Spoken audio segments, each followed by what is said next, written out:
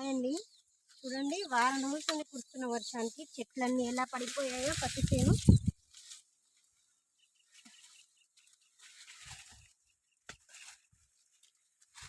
చూడండి మొత్తం ఎలా ఖరాబ్ అయ్యిందో చేనంతా. మోదీ గారికి వచ్చిన పంట చేజారిపోవడం అంటే ఇదేనండి. చూడండి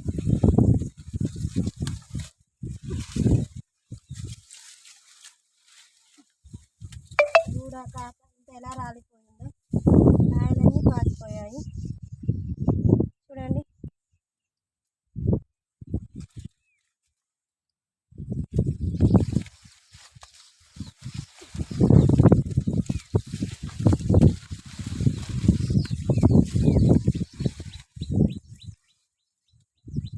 చూడండి ఫ్రెండ్స్, ఎలా అయిందో మొత్తం పంట అంతా.